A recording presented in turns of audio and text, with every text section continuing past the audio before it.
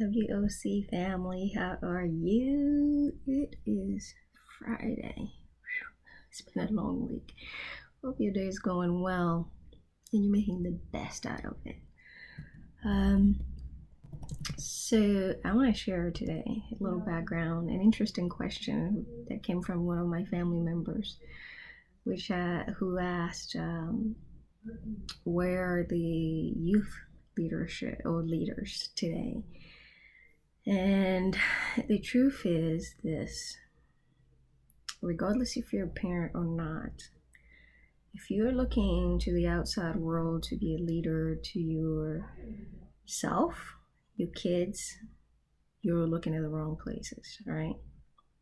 Because if you're looking for a leader today and you are a parent, that comes from that you are the leader. And so your kids are looking up to you. You are that immediate leader that your kids will be looking after to model what they believe is a leader.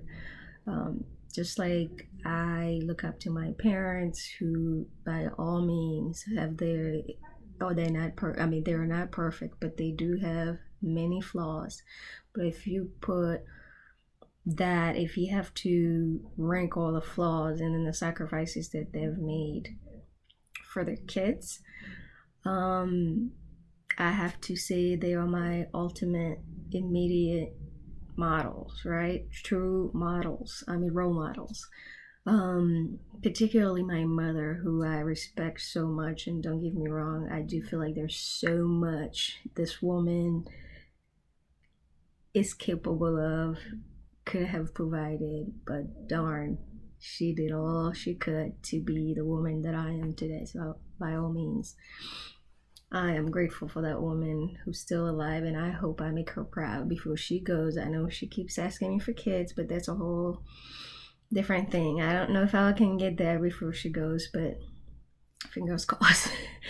I think we are living a moment. If you're looking for leaders or leadership, now is the time to look at ourselves and say, hey, what do we bring to the table as individuals with unique experiences, regardless if you have children or not, but particularly for the youth.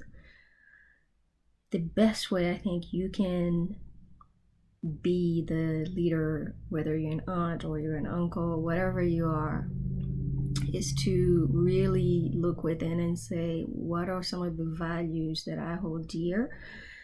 And how do I make sure that I live up to those values? And then hopefully, regardless if your child is connected to you or not, hopefully you can be someone says later on and say, you know what, I met this individual who wasn't connected to me by all means. In reality, we all know we are connected somehow, right?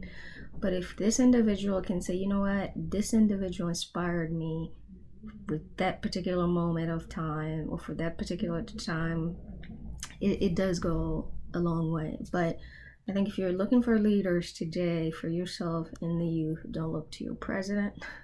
By all means, if your president is a role model, look up to them.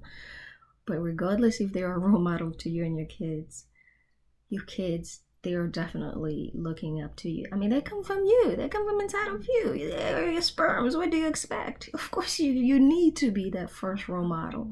And if you're not sure how to do that, I think it's important, particularly at this time, to really look within and say, where can I be a better shadow or representative to those who are around me?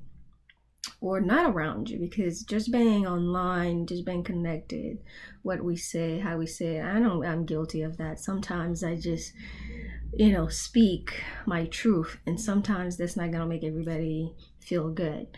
But that's the reality, right? The truth, as long as it's coming from your heart, your kids will accept you as their leader.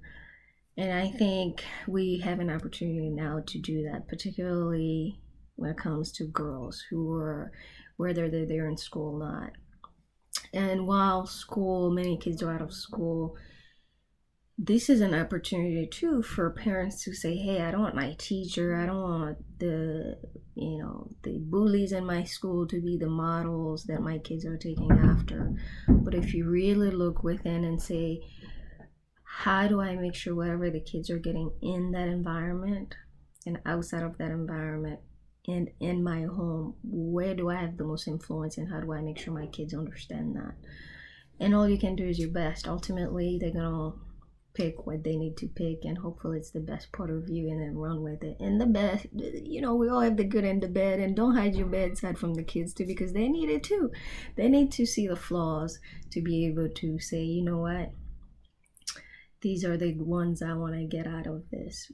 Both understanding your flaws and your qualities, your good qualities, I think it's okay. But if we are hiding the truth from kids, problems from kids, and then we living a whole different life, we don't expect kids to understand. Why sometimes I think they understand it better than we are, because they're honest.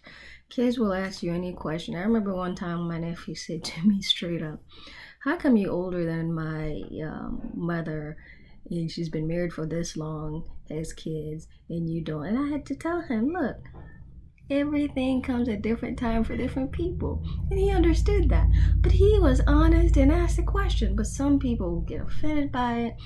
But it's I think all these are things that we need to be open to accept. Listen to a kid's truth and sharing our truth. And I think that's the best way to do it, just like I mentioned the other day. I mean, education, again, I think the type of education we're providing to kids today, who I call them the digital kids, because I don't know any child, unless I'm overseas, that I've come across who isn't familiar with some type of social media, which is ridiculous. So if we are thinking that we're educating kids for the 21st century by still giving them books, by telling them they're going to have to go work for a company, we need to start changing that mindset. We need to start breaking down that education and making sure it's connected to the world that these kids are going to face. And it's not preparing resumes.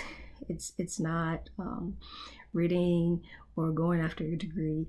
It takes 45 seconds for these kids to capture information and then forget it. So we need to move fast. We can't slow them down. Like the world, the pace it's going with technology, we can't slow kids down. But it's a matter of how do we catch up and then meet them where they are.